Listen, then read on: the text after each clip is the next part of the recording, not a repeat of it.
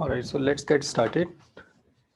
So, hello friends. My name is Varun, and welcome to Make Money While You Sleep community. And today we are going to discuss about how to roll options effectively.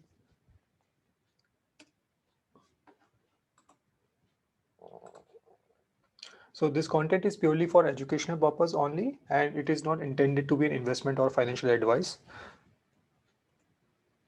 These are the option basics which I have covered multiple times, so I'll skip this for now. So please do have a look if you want to understand something, but I have covered that in multiple videos. All right, so let's jump on to the options rolling.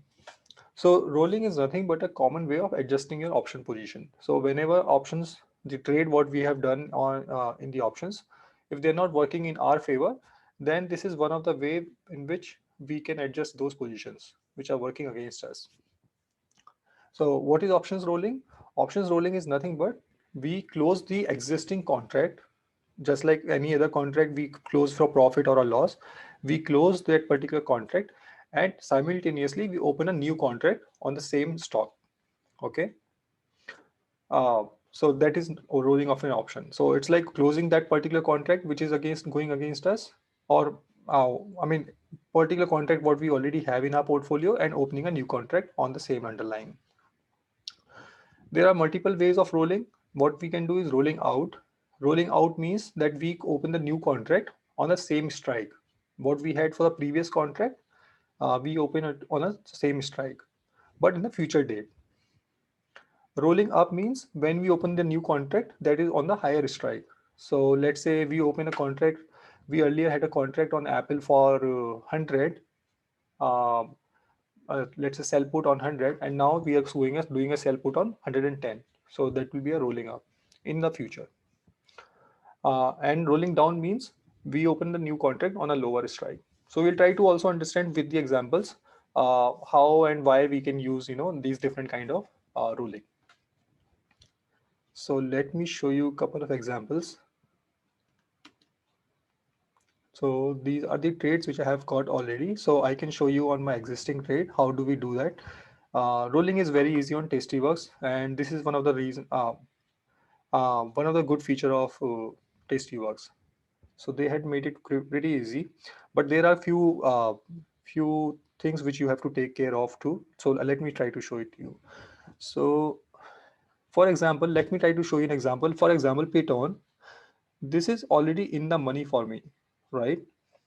So when it is in the money, there is a assignment risk. So I have a strike of 120. However, the stock price is 112. So this is a short put, and so if I am not going to close this particular trade before April 16th, this stock will get assigned to me. So 120 multiplied by 100, that's the underlying value I have to deal with. So definitely I can take an assignment on April 16th. That is on an option for sure for with us. Um, or I can close it on a loss or profit, whatever is the position on that particular day, or I can roll this particular underline, right? So if I try to roll this one, what will happen? So if you see, closing is one option and rolling is the third option on Tastyworks. So if I try to roll this here, so let's observe this one. So it is buying to close my existing contract. So this is my April 16th contract. It is closing that contract. So it is showing CL over here. Let me show you here. So buy to close my existing contract, and it is opening a new contract on the next upcoming date of options expiry. So for April 23rd, it is opening a new contract. So you can observe the strike remains same, and it has just put my contract in future. And when I'm doing that, it is also giving me a credit as part of this particular trade. All right. Now it depends on the trade type. Sometimes it could be debit or a credit. But in this particular trade, it is giving me an extra credit. Okay. So this example is nothing but an example of rolling out. The contract is on a same strike. Make sense? Now, what I could have done, maybe on April 23rd, instead of putting 120, I could have done a contract of higher strike, right? I could have done a contract of 125. So now you can see I have 120 and my April 23rd contract is of 125 and my credit also is also increased. But of course, now I have taken much, as part of this example, I have taken more risk because my stock price is still just 112, right? So not a great strategy, but you can see there is a credit which has increased because of taking more risk. Um, so this is an example of rolling up because my strikes have gone up. If I show you the example of rolling down,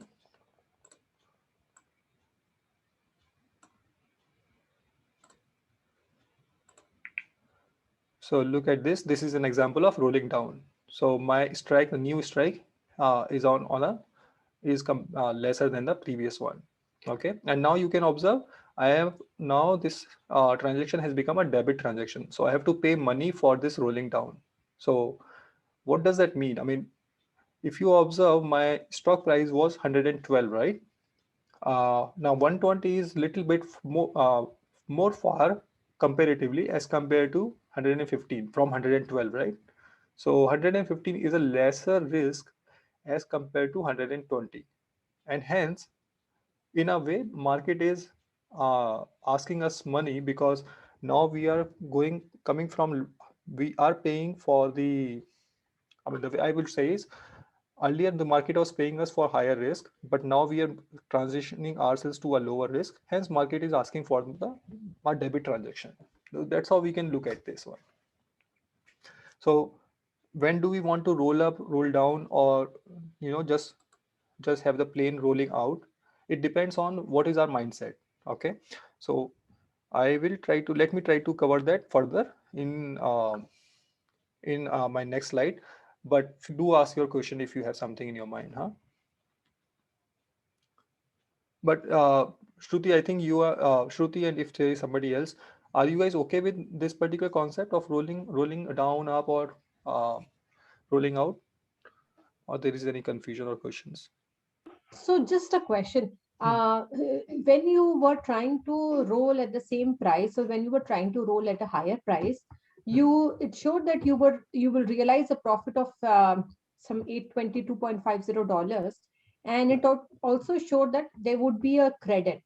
So the credit is the premium that you get. So it would be the profit that we make plus the credit.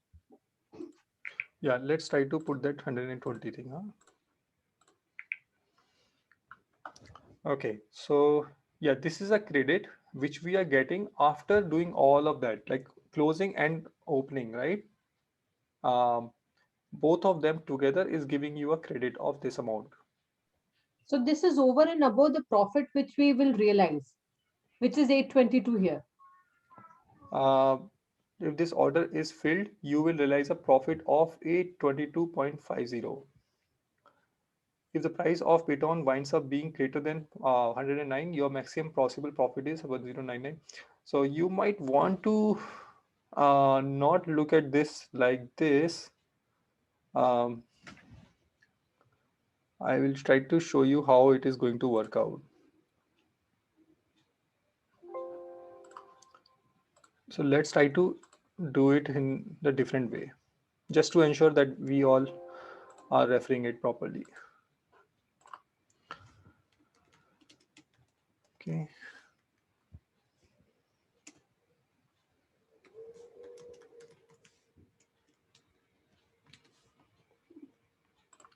Okay. So if I have a Piton, I have got a 1820 here, right? So 1820 is my premium. Now, if I'll do the roll,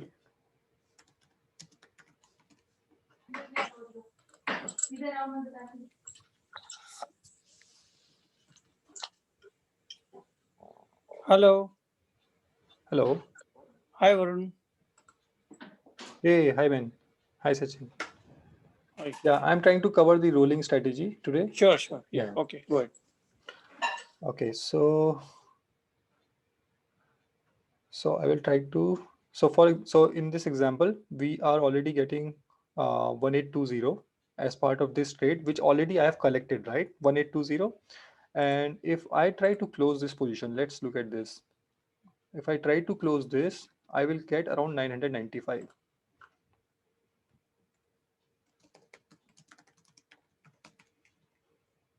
I have to pay 995. This is a debit. This is a credit transaction which happened, and this is a debit transaction. All right.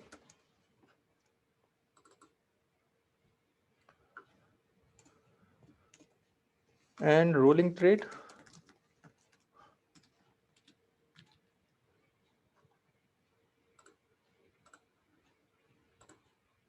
So I am going to collect $11, approximately $11. So this is a credit transaction. So this is ultimately the picture, the ultimate calculation, and I think it will come around $800. Let's look at that. Okay, no, it has come around 1925 for us.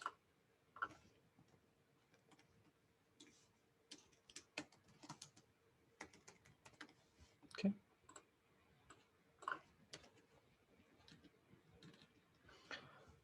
So, and if we do the rolling,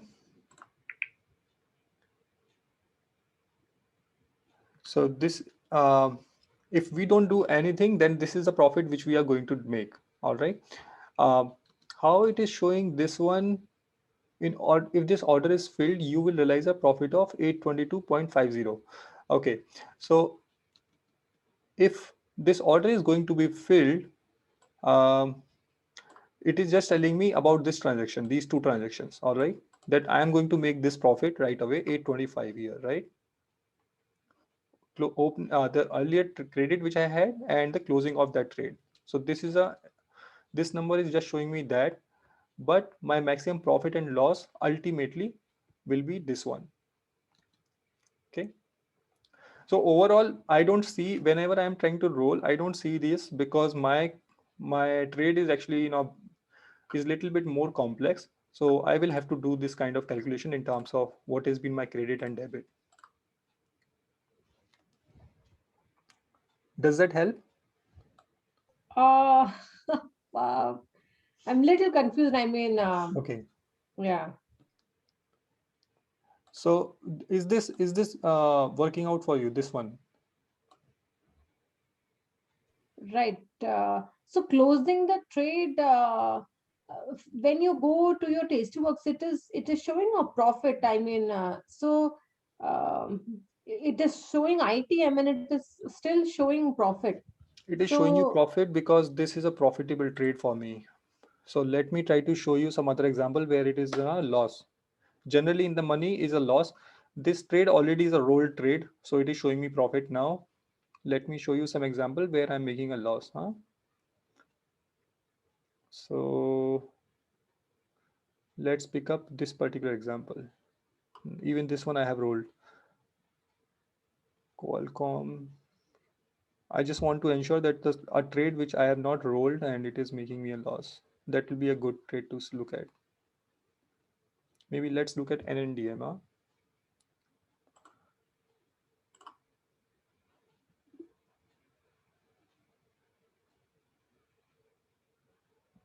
Okay, it is still trying to fill this one.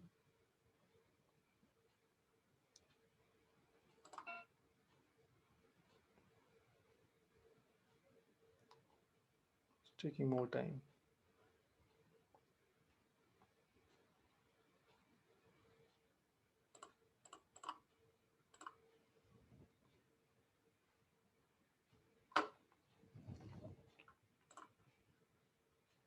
No, it's not. It's not showing me the number. Okay, now it is showing me. Let's see if this one works out for us. So look at this one. This is showing me loss. The reason being that particular trade already was in a profitable, it was showing me profit. It was in green. So that's why it was showing me profit. But if you observe here, this trade is showing me loss. So if I'm doing this particular trade, my existing trade is going to give me a loss. All right. And through the whole trade, this particular trade, I can make a profit of $462 or I can again lose $788. So that's why I'm saying this particular one might go very misleading in here, but ultimately you might want to do some calculations. So let's look at this one.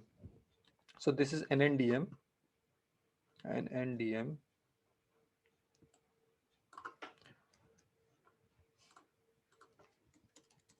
Okay, what is my existing trade? My existing trade is -1 April 16th, 12.5. All right, -1 April 16th, 12.5 put. Okay,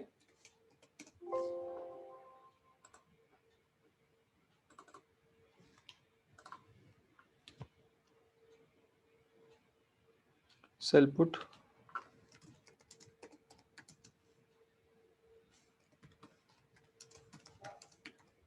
Okay, how much money did I collect for this? I have collected trade prices 244, so I've collected $244 for this. Okay, and let me put this way.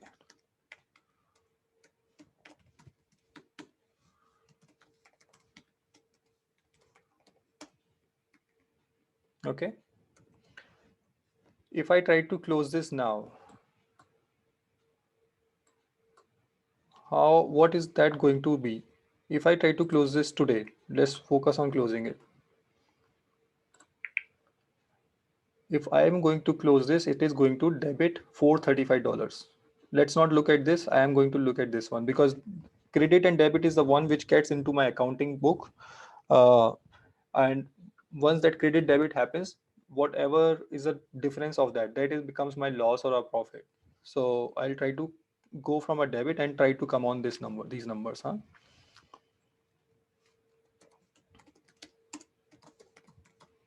Close.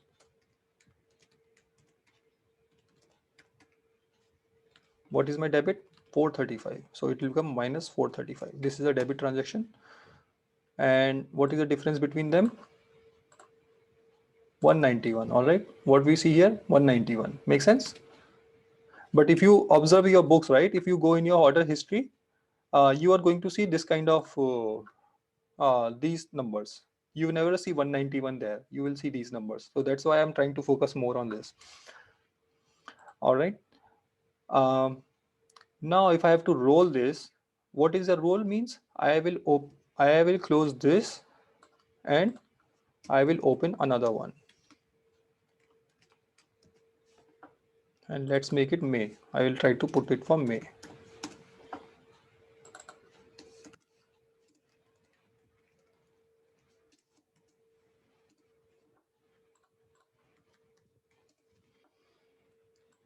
What do we call this? Together as a block, this is called as rolling. Okay. These two blocks together are called as rolling. All right. So now I will go here.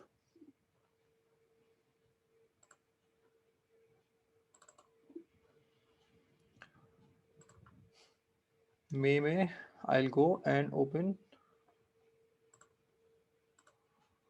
So now I'm doing the sell put 465 credit. Okay, so if you observe, I am doing an independent transaction. I just put these numbers separately, right? And once I'm just trying to put these numbers together so that we are able to understand how rolling works in actual. Um, so this is my number in my books now. Even if I do the rolling, right, these are the numbers which are going to pop up in my books. I try to do all these three transactions independently. If you observed, uh, however, rolling will also work exactly like that.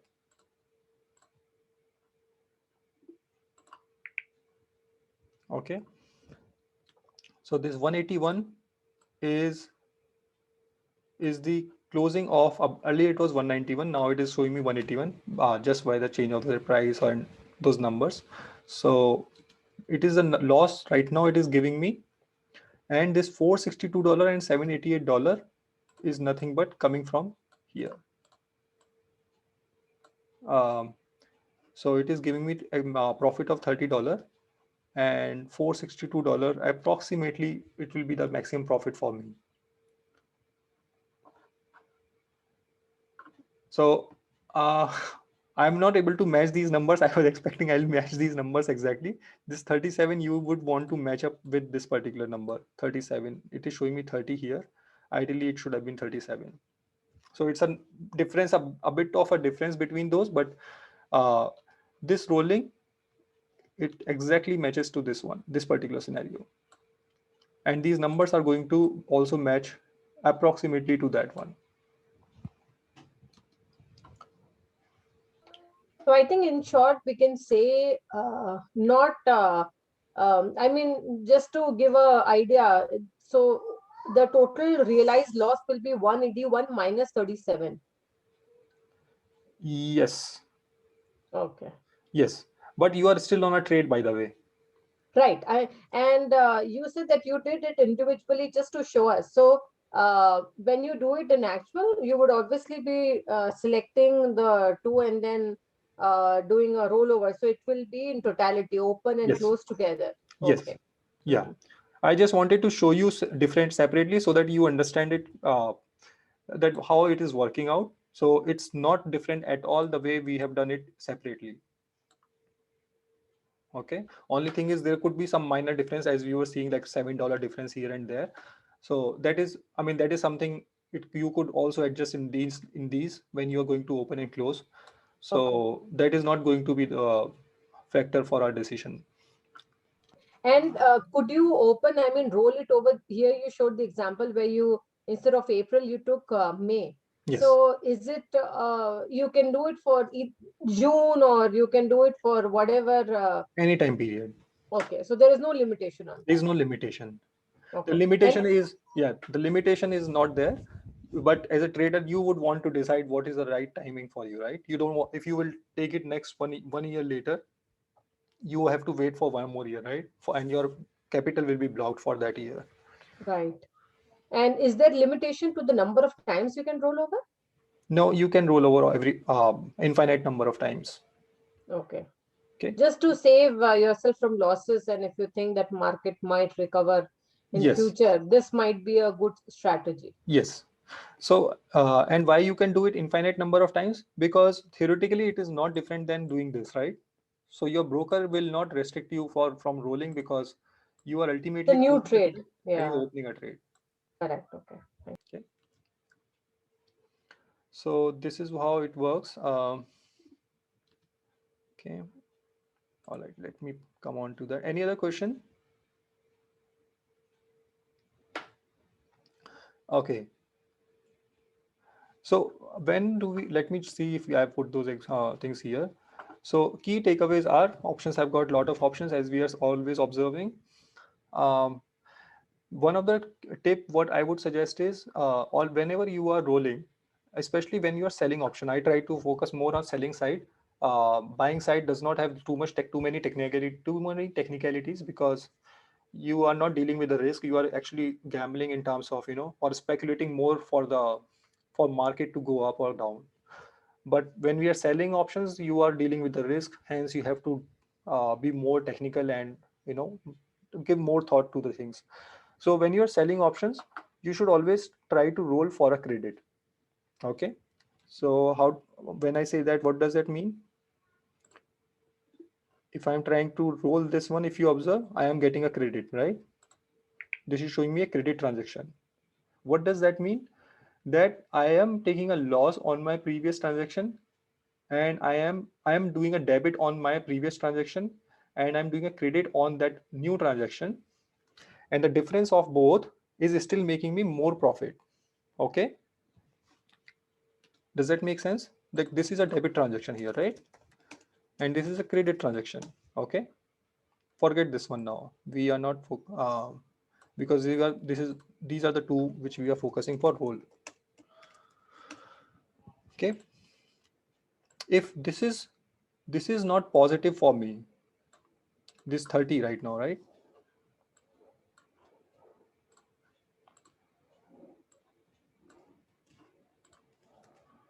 Forget this one.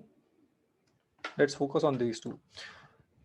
If this is not positive for me, it basically mean I am going to lose more on my debit, right? Right now I am making $465 back and when I'm closing, I am giving away $435.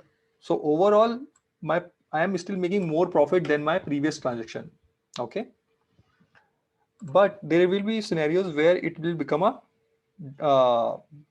a debit transaction, because this is positive, right? So don't do those transactions where it is going to be debit. Let me try to show you an example here. If I can see something, maybe something which is really bad. I think this will not go well. Let me see. If I try to roll this, it could go negative. No, it is not.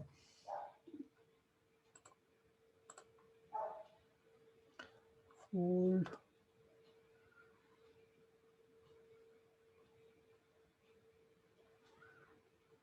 Maybe this will go negative for me. So look at this one, huh? So I tried to roll from July to October, and now it is a debit transaction. Make sense? So now when I'm rolling and it has become a debit transaction, it basically means I am paying way more. I am paying for this loss while closing, as well as I am also losing money when I'm opening this new transaction. So it's not a profitable. It is actually making me more losses, while my whole idea was that all right, in future I might be able to take less losses, but it is giving me more losses because now overall it's a debit transaction, right? So all the whole point is, try to always roll for a credit. There could be very few exceptions where you are trying to roll for a debit transaction. For example, you know it for sure that this particular stock is going to recover for me. So you are willing to pay $30 for now, this particular amount of money for now, because you are very sure that this is going to recover and will not make me, big losses. So those could be the exceptions, but mostly you should do the credit transaction when you are rolling. Okay. So just a quick question. So Yes. what exactly will you do when it comes to expiry of that fold? What exactly do you plan? Because rolling is not an option. Rolling at a different cost would also, I think, give you, like, instead of 17, if you put strike price closer to the price, which is currently, I think, 10 Mhm. again. So what exactly should one do in those scenarios? So overall, in this particular scenario, I think we are bit of less of an option. So maybe we'll just pick up a loss here. That's how I see this now. If it does not recover, I think it is. I mean, at least I will just take a loss.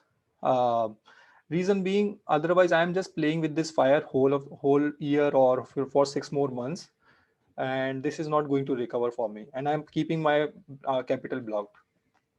So Okay. this is an example of a losing trade, where even if I'm trying to roll, this is not working out for me. Um so if it is not working out for me, either I'll take an assignment and just keep it with me like a stock, and wait for some recovery for afterwards.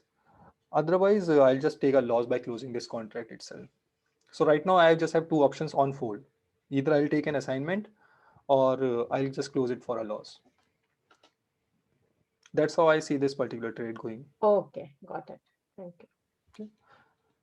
All right. So also in my experience, rolling a short call is way riskier than rolling a short put. Okay.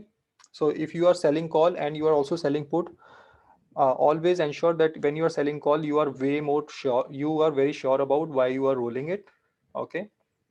Because selling call can give you bigger losses as compared to selling a put. And the reason behind that is because when you are selling a call, you are expecting a stock to remain below that particular level, right? And you are bearish on the stock. And stock can show a lot more bullishness as compared to a bearishness. Why am I saying is, for example, a particular stock can become from $1 to $1,000 easily. Not easily, but there is a high chance of a stock becoming very, very bullish, and it becomes from $1 to $10 very fast within few days, and from $10 to $50 very fast, right? And if you have a short call, there is actually a more risk in terms of that stock is going up, and you are making losses. But if you are selling a put, you know that all right, max what can happen? Max that stock is going to go bankrupt, which is a very extreme case for that stock. But you still know how much money you are going to lose, or you at least know, okay, this stock can only go this much down, right? But on a higher side, you are not there very sure about how much stock can go higher.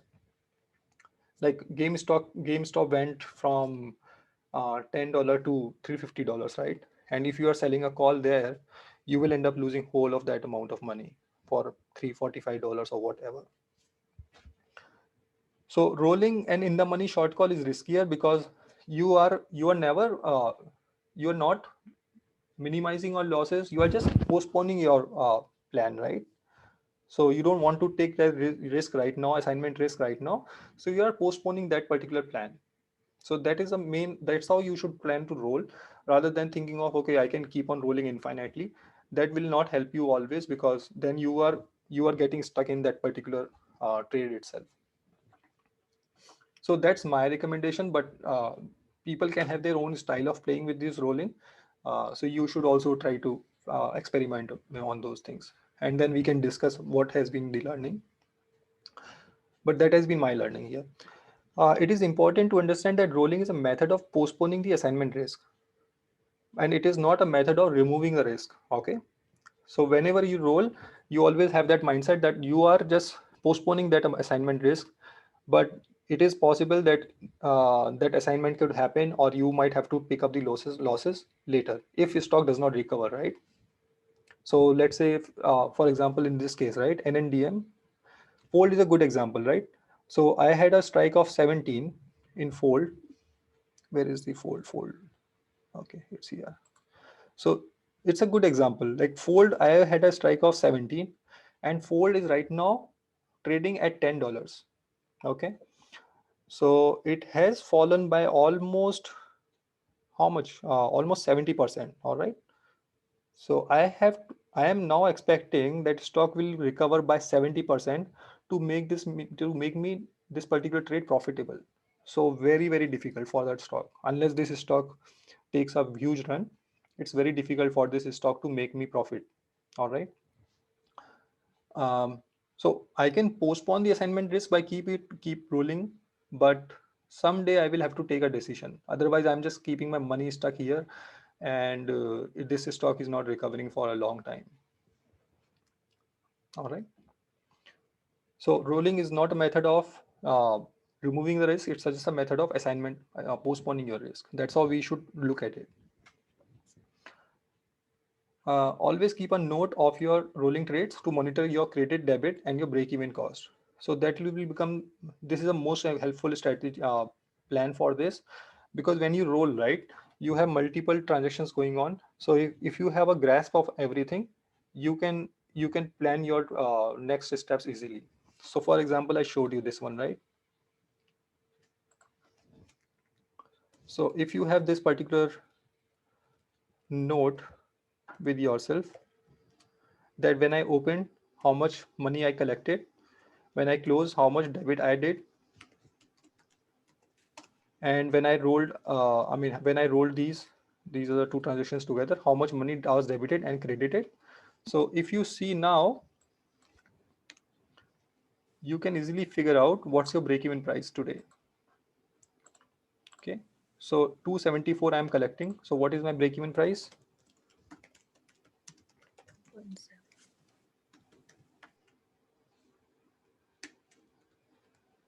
Divide by 100 equals 12.5 minus 2.7. So my break-even price is 9.76 out of these three trades. All right. So given that we had these three things together, we can easily figure out. You understood this calculation, right?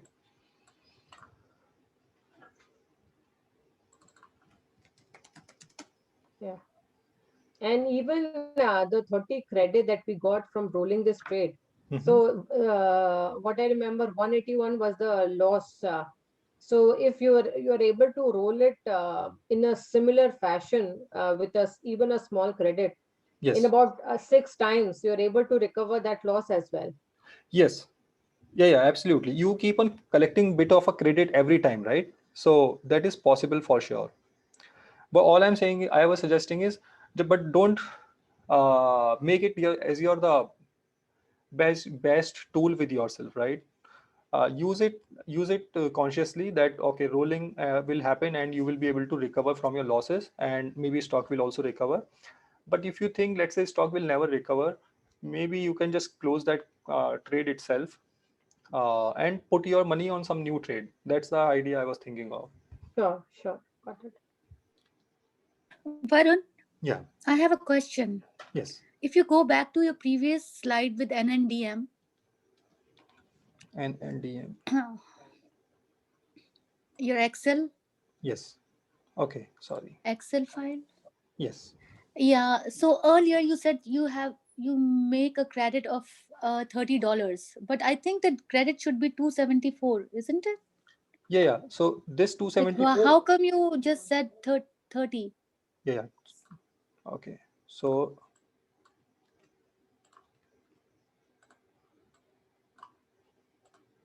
this is 30. Okay. But this 30 is just with this recent trade that we did, like when we Yes. closed and then we opened, but we already have collected $244 before. Yes. Won't we add that 244 to 30? Yeah. So when I was showing you this, I was just trying to match up with the numbers what we were seeing on the screen. Okay. Uh, so this is what the screen is going to show you, approximately number near to these. But if you have these calculations done, you can see that your total credit right now, total money you have in your account is $274. See, So for that, total gain will be 274. yes. One important thing But is, only additional 30. yeah, additional 30 as part of that rolling trade. This I was talking about only rolling trade. Okay. So this is what it is going to show you. If I show you here,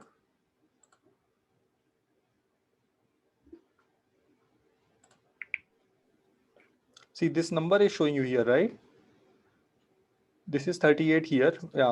It is showing me 30 here, but it should be approximately closer to this one. Um, so this is what I was saying, that this is showing you this particular number. And this particular Yeah. number is coming because of calculation of these two numbers, one credited and one debit. Okay. It does not take in account here, this one. Varun, I have a question for you. Yes. I did couple of rollovers in the last, monthly expiry. Yeah. And then I am following them very closely right now. And I think you have the same, some of the same stocks as well. One was SPCE, one is Xpeng, the Okay. Chinese electric, EV car. Yeah. And I realized that some of those stocks are recovering. So Mhm.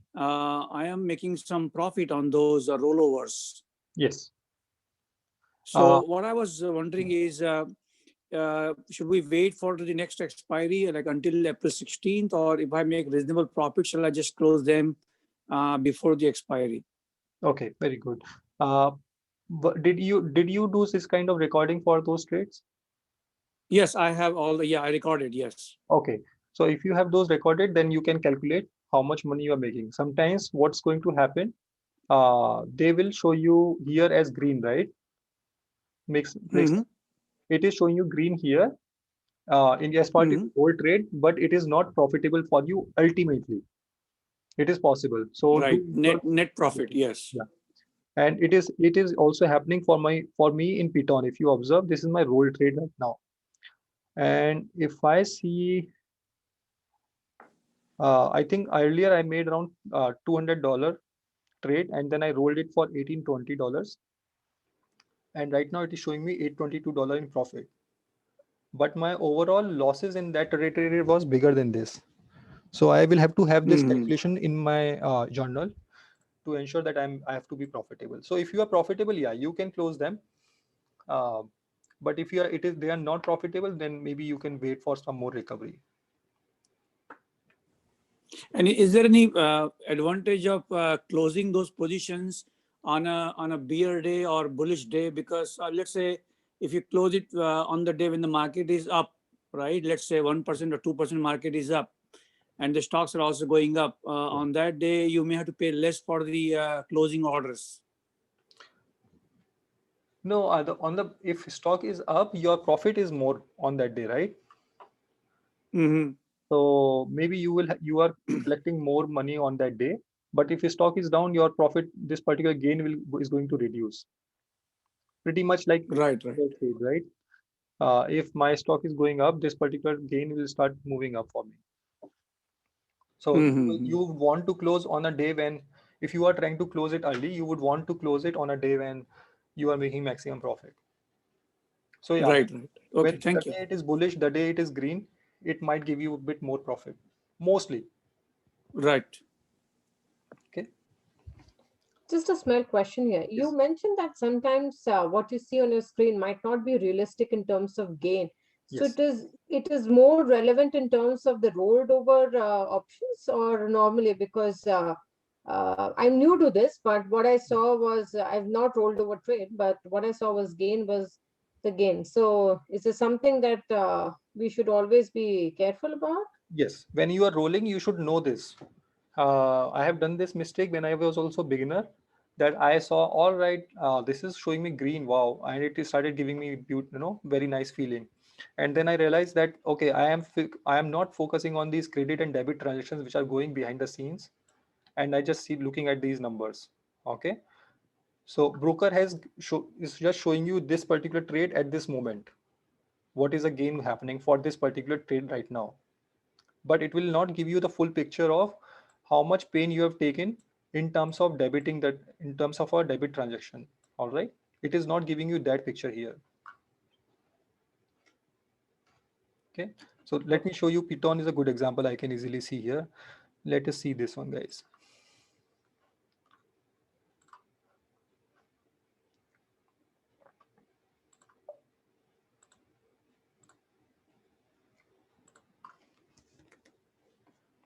Okay, all right, let's look at this one. Is it covering all of the trades? Yep, look at this one. Okay, I opened a new trade. Mm, so these are the trades right now.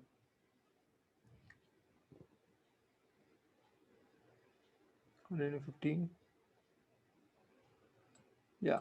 So this trade is an older trade. So ignore this one if I'm not wrong. I don't think this is a trade. This was a previous trade which I closed. Let's look at this particular trade. This is the starting of this trade. So I opened sold put 120 for $390. So let's put that one also.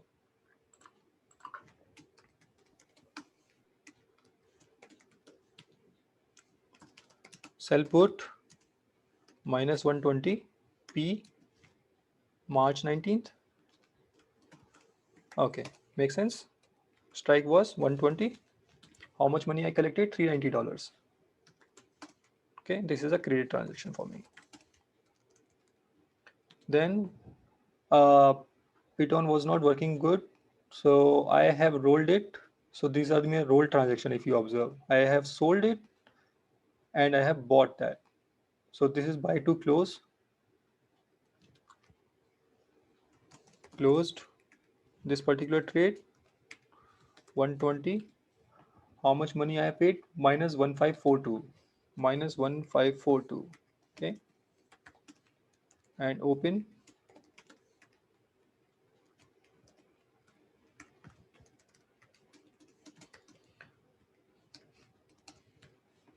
This is April 16th now. Makes sense. Same date, and it is giving you 1820. I'm sorry, this is debit and this is credit. Okay. if you observe here,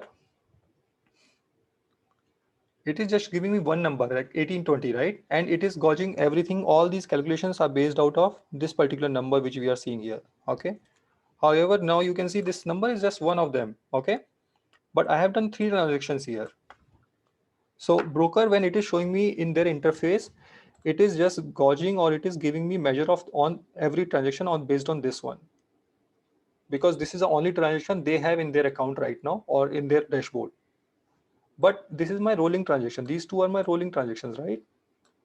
So my whole story of this transaction or whole story on this trade is this one, not just this one. Does that make sense? Yeah. So, Yeah. so right now, if you observe, I have taken a loss of 1542 when I close this transaction. So my total credit right now is $668. Okay. So what is my break even here? Break even is 120 minus 6.68, 113.32. Okay. This is my break even here. And Piton is at 112. Okay. So it is showing me $822 profit. But I can tell you that I am not making profit. If I am trying to close this today, let's try to close this, huh? It's giving me a credit of 1.03. No. It's gone wrongly. Okay. It is giving me a debit of 995. So if I have to close this, so this will be interesting. Okay. So now it is showing me profit right over there. So let me close this trade. If I close this trade, what is it telling me? 995 debit. Okay. Let's see what is be the final number. Sorry, this is minus. So look at that. If I am trying to close this trade on Piton today, ultimately it is a loss of $327 for me. Okay. It is not a profitable trade for me. So I don't understand that. How would you take 390 into calculations as of now? Because when you sell a put, you don't get 390 in your pocket. I It got is this what? one. Sorry? I got this particular one in my pocket. How come? Because if I'm trying to sell a put Mhm. and it says if I sell a put, this is what I will get. So do I get that amount instantly? Yes. Ah, okay. I think I've been doing vertical put, so that's why I'm little confused. So in vertical put, I don't get it is when the particular price is attained, only then I get that amount. No, even in your vertical selling vertical put, you will, if you see your order history, right, you will see two transactions. One is credit transaction, other is a debit transaction. True. Your book is always going in credit and debit, and if you do the difference of both, you will see a difference of some positive difference. So that is the money you have made there. Okay. So what's happening whenever you are doing a trade, right? Broker is either giving you money instantly or it is taking out money instantly from you. Okay. So that is how 390 credit. That is how we took into account 390 Yes. over here. Yeah. So if I close this trade today, this is a transaction which I was going to happen in my books. Okay. And if you observe, these three trades are already in my book, right? As we were looking at in the order history. So look at this. This is my order book, all right, in my history. This particular transaction has happened. This particular transaction has happened. This has also happened. These three are already there. As soon as I close this transaction will also pop up in my book. Okay. And if that will happen, this trade will be closed completely, right? After that, I don't have any particular line item on Piton then. Okay. And this is going to make me a loss of $327. So why I wanted to give more time to this particular fact is that whenever you are rolling, always focus on this particular uh, on these particular numbers, how are they playing out, and then plan your strategy. Just don't focus on this particular number. I have done that in the past, that all right, now I am profitable, but it's not the case. Okay. Do you mind going back to your Tastywork account and pressing on close? Because on the right hand side, it also gave a different figure uh, of, I don't know, I think it gave a different figure of loss. Right. So this is the debit, and this is why is it showing 815? Yeah, it is showing me 815 just with this particular trade. Okay. Yeah, you think of it like this one. Think of it, you started with this trade. Okay.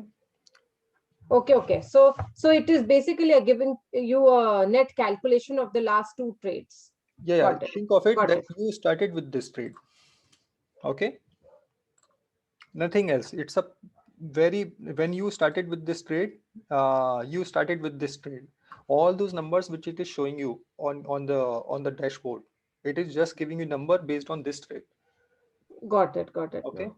But all the focus, what I am trying to tell is that when we are doing, because this was a rolling trade, right? It was not an independent trade in itself. You had something else in your mind that, okay, this stock is going to recover someday and I will become profitable. So your psychology of profitable, making it profitable, is based on all those other trades which you have done in the past, right? So Right. this is not an independent trade for the one who has rolled it.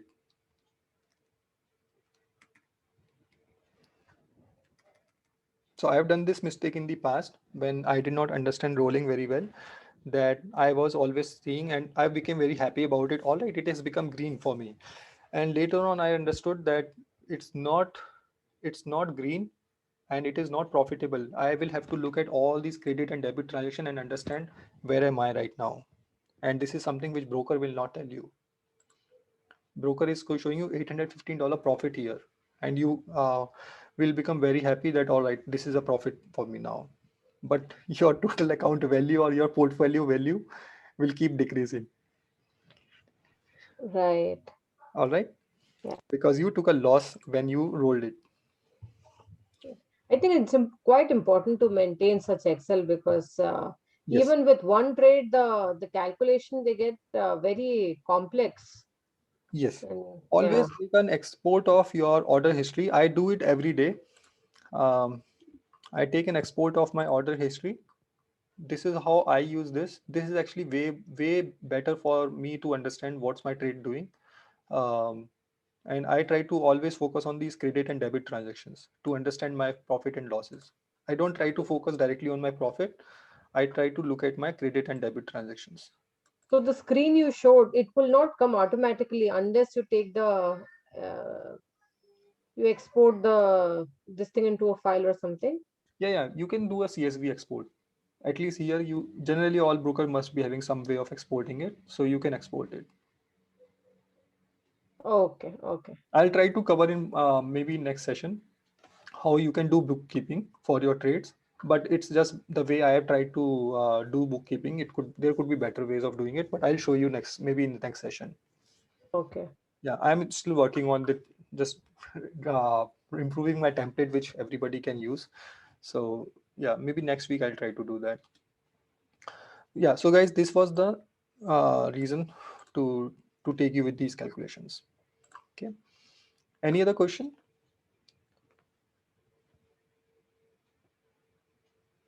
All right, so it is important that, yeah. And when do you do rolling up, rolling out, or rolling down? Rolling out is the most basic one, which I'm generally use. 90% of the time, I will just do the rolling out because it's a simple one, as well as I am on the same contract for the later date. And of course, I'll always try to do it on a credit. Okay. Rolling up, when I do it, rolling up is a good strategy if you want to move on a higher strike. Uh, when you want to when you're doing a covered call and you don't want to let your stock go away, that's the place where I like rolling up strategy. How do I do that? Let me show you. In fact, fortunately, we should have an example for that too. I was looking at it last week. Okay. Okay, so Qualcomm. I had 100 shares of Qualcomm and I was doing a covered call on Qualcomm at 135. Qualcomm at that time was around $125. So I got this one assigned and I am selling a covered call on this. Okay. And if you observe, this particular strike has already breached last week. So now Qualcomm is at $137. So these stocks are going to go away from my portfolio on April 16th. Okay. So what can I do to save myself? I can do a roll, what do we roll up? So let's say if I don't want to let my stock go away, I love these stocks and I don't want to let them go away. So maybe what I can do is for the next period, I will roll up. So you see, I'm closing this 135 call, which is existing one, and opening a new call, sell call on at 140. But unfortunately, this is becoming a debit transaction. So I don't like it, but I'm just showing you an example. Okay. So this is an example of rolling up, and generally this is a good strategy when you would want to save your stocks to let them go away. You may want to use this strategy because you are expecting that stock will go far, way, way higher. Maybe stock will go up to 200. And so why do you want to sell it at let it go away at 135, right? So, and you can put maybe further higher strike, not at just 140. Okay. So this is an example of rolling up. Rolling down, that is something you can use for your during your sell put. So for example, in Python, maybe I can, when I'm rolling it,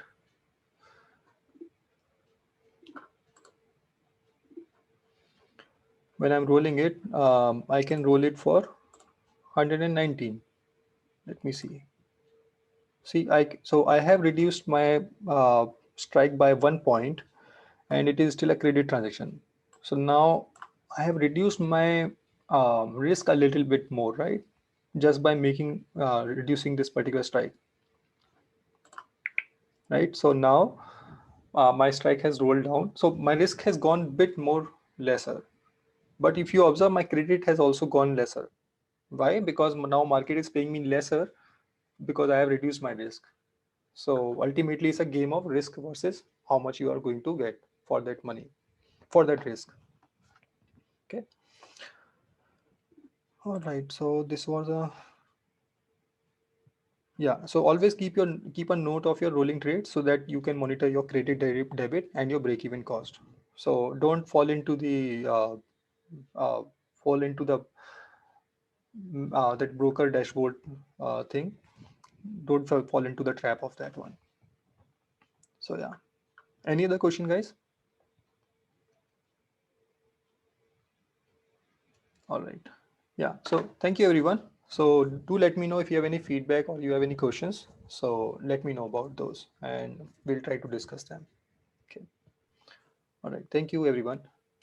Just couple of questions on not rolling, but trade in general. Yes.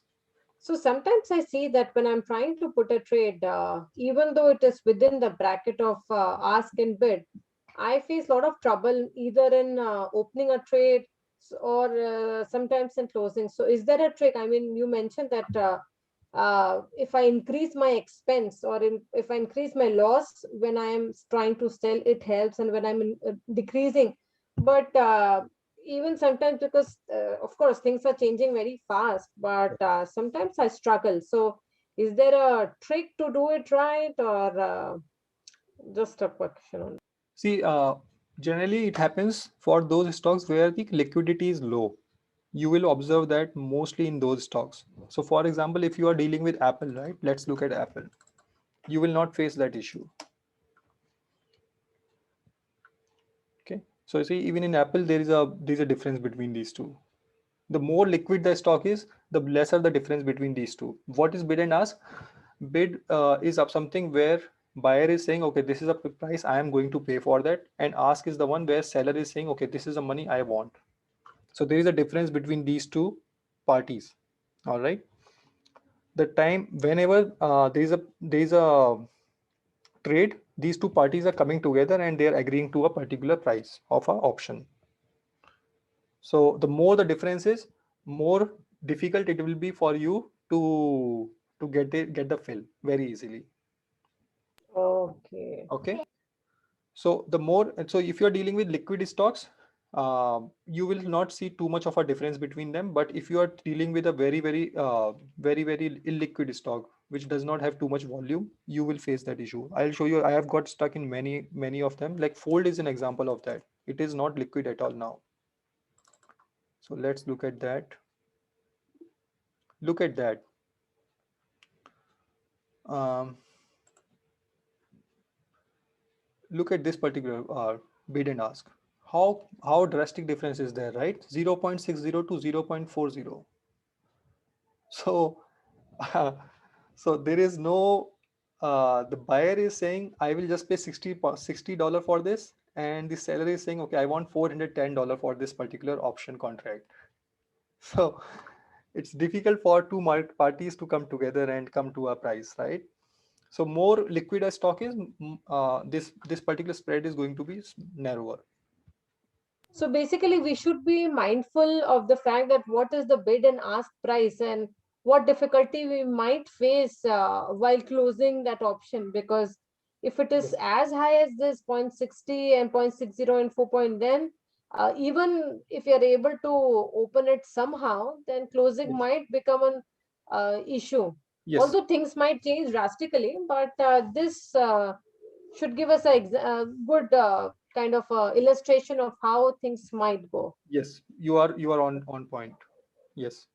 Okay. And so we should try to focus also on those stocks which have got better liquidity and better volume, options volume, so that you don't have that issue. So if there are a lot of parties involved, you will not face that issue. So this issue will come when there is nobody who is looking forward to that trade, right? So you are just having that trade, but nobody else is looking for the other trade, for closing trade. So then we will face these issues. So for example, Fold, I am facing that issue. That's why this is not going in anywhere. So I'm just thinking of taking a loss and closing it. Mhm. And sometimes the asking price, say 12 is 3. Sometimes the asking price of a particular strike, say 12, is the same as the bidding price for the next strike price, say 13. Mhm. So why is it so? Because normally it's different. Like in 12 we see it's 3, and then for 13 we see it is 3.5 is the bid price. But sometimes uh, either there is a very less difference, or either it's same. Yeah. So it is possible. I mean, it's all happening. That's all market, right? So somebody is putting that trade and they are asking for this amount of money. So, and things are changing all the time, right? So, uh, yeah, you don't need not to focus too much on here. Okay. Yeah, it will keep changing. I mean, you never know. Right. Generally, it will be, I mean, but your see, ultimately your trade price is going to be between these two numbers. Okay. So if you are at 12, your trade price, I'm just assuming it is not always true, but you can start when you are placing your bid, you would want to place your bid between these two numbers. Right. Okay. And when you are placing here, then it will be between these two numbers. So you can look at those mid price and then come to a conclusion. So my setting here, if you see, is, where is that gone? Yeah, my setting here is mid price. Already I have set it up. I don't know. There is a natural price and this is a mid price. Natural price is something which is done by the broker through the options calculations. Um, so, but I am keeping it on a mid price. Okay. Okay. And just recently I understood the vertical put, and it is working well, because to start with, I want to trade in a limited amount. I also want to, for me it is okay to limit my profit, because I'm also limiting my capital and also limiting my losses. Yes. Yeah, once I have little more hold on the topic, I can probably enlarge my scale. Is Yes. there any other strategy also that I could, apart from the vertical sell put, is there any other strategy that you recommend, which are good for a risk averse person at this point, like for me? You can also do iron condors.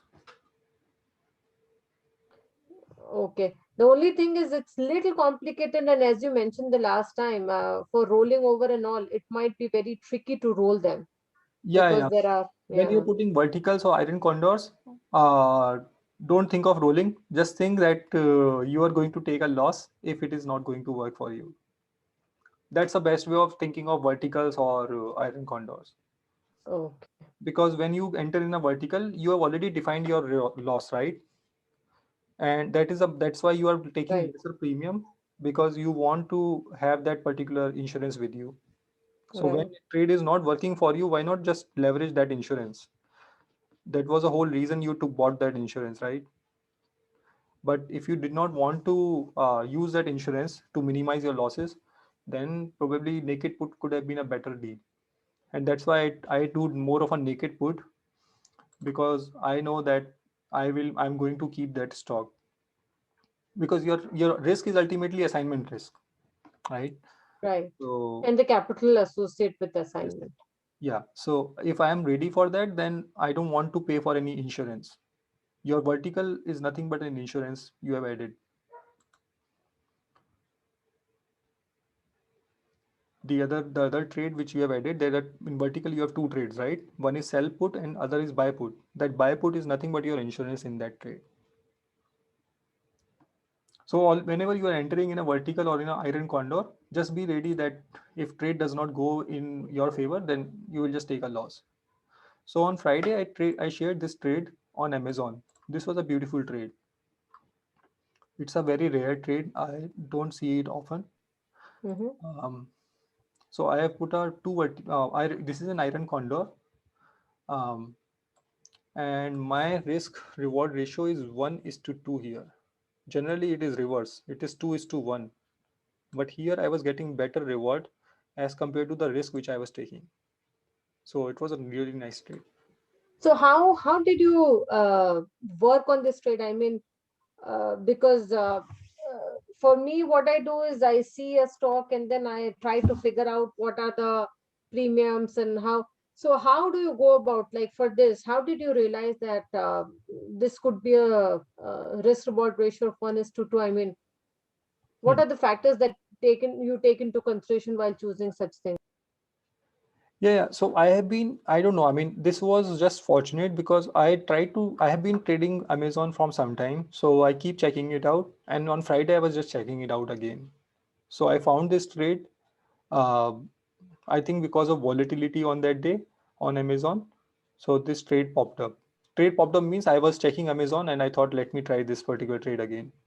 So I have to place this trade multiple times with the same similar strikes. I know for a Okay. fact that 3000 is a very, very strong support of Amazon. It has not been breached from a long time. Or if it has been breached, Amazon has recovered within 1 or 2 days. Okay. So I keep placing these trades often on Amazon on 3000. If you see, right? See, it went on in March 8th, it went to 2951, and within a day or two, see, March 8th, it went to 2951, and within a day, it went to 3062. Right. So it recovers really fast. So from a long time, I was looking at it, it remains above 3000. It goes below that, then it recovers. Look at that. Like it went to 2960 and it recovered.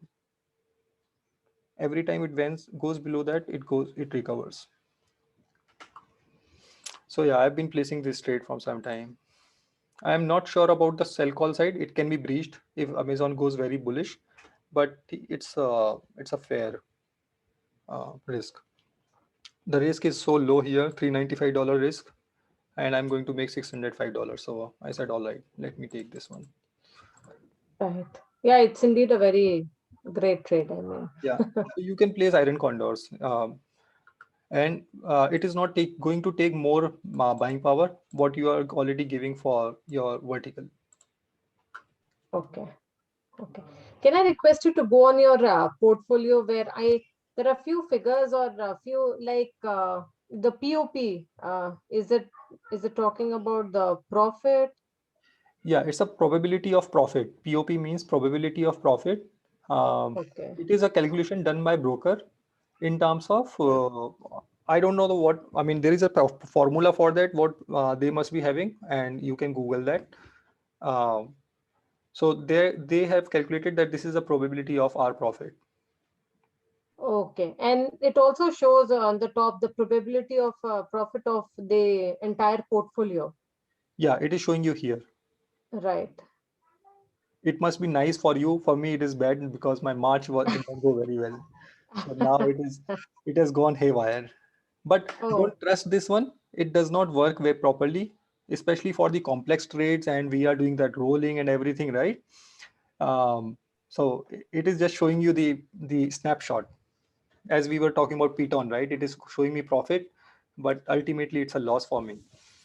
So it is just basing it out based on those trades. okay. We can't trust And it too much. right. So the last is the price. The trade price is I believe This is a the premium we have collected. premium we have collected. Yeah. And today price is and what exactly is the EXT? EXT is an extrinsic value. I have covered extrinsic value in one of my session. Okay. Okay.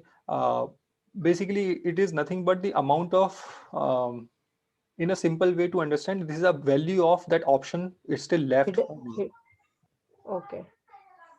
So Okay. yeah, Right. And yeah, because sometimes it gets very confusing and yeah, no problem. these Yeah. are all variable like the gain, they keep changing Yeah, and there are multiple variables. They keep adding as well. These are the ones which I use for myself. In fact, few of them now I have not stopped looking at them. Not too often. But these are the ones I use. So this is the last price. This is the trade price, the premium which I have collected. How much money I have collected today? Is it in profit or loss? This is an extrinsic value. How much money in that premium is left now? So for example, if I see this and I see it's just $1, right? So on yeah. ACQ, my extrinsic value is only $1 left. Okay. Okay. There could be intrinsic value. So there is a concept of intrinsic and extrinsic. So Piton is at 120, right? My strike is at 120.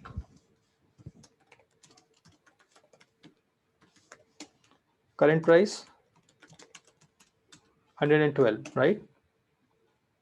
So my intrinsic value, and if my option price is $9, for example, not $9, let's assume $12. Okay. Mhm. So my intrinsic value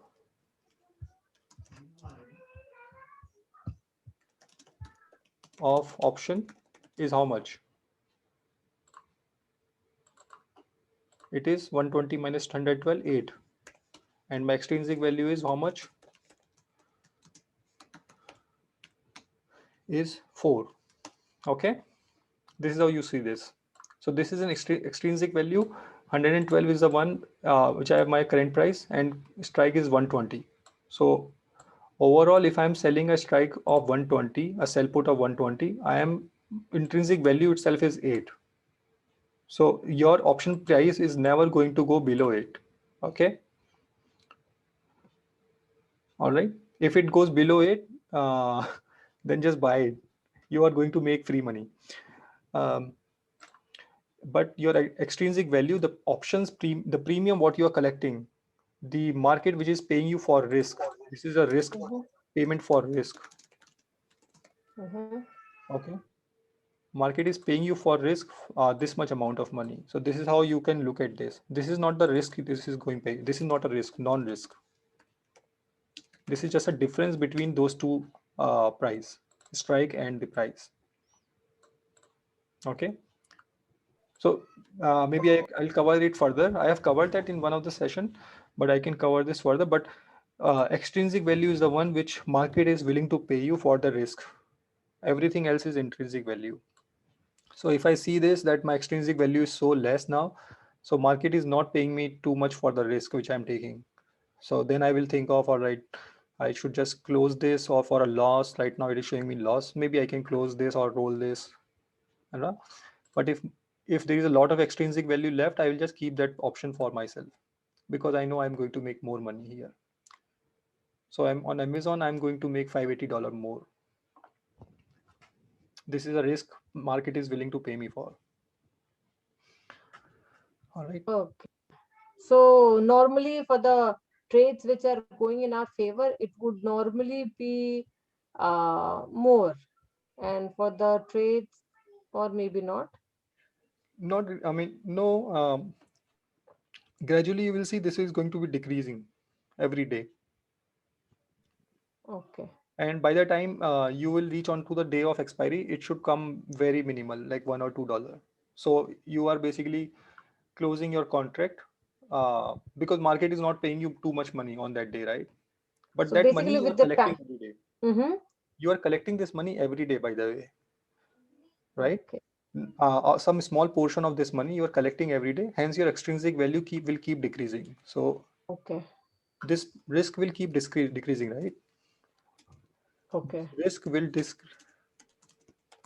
keep decreasing if everything remains same by day by day. If everything remains same, make sense? Hence, market extrinsic value will go lower, and we will keep collecting that due to theta decay. Okay, so maybe just keep that in your mind. But for now, all I wanted to suggest was this is the extrinsic value, and this is amount of money or option. That's the value which option has got in the pocket. All right. Okay. And one last thing, in my portfolio, it shows as after trade price, it shows the mark. So mark you said is the total. No, it's not the total premium. Market, that should be market price. Oh, is it? Here it should be showing, right? So Mark. like for Roblox, it is showing $345 Okay. Where is it showing? after the mark. So it is trade price, one is trade price, which is like for Roblox, I've put two trades similar to yours. So 402 is the trade price, and then mark is 345. Can And you then share your screen? Maybe I can look at that. Where is that? okay. It must be market though. Okay. Yeah, few of them are similar and they are little confusing. So yeah, I don't use all of those columns. Okay. Just give me a second. I'll share my screen. Yeah, maybe for now you can use these columns mainly, and gradually you can bring it up to deltas and thetas and everything, IVs. These are the So three other important parameters: delta, theta, and IV rank 1 year. So delta theta it is showing, and which other did you mention? IV rank.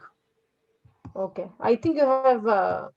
We have to put it separately because it is not coming in my portfolio automatically. I think it's some customization that one needs to do. Yeah, you can customize it from here. You go Okay. to settings and you can change this. Okay. You must be having something. I don't know, what do you have? Maybe MarkNet. This one you must be having, right? Yeah, I never Right. used it. Let's look at that.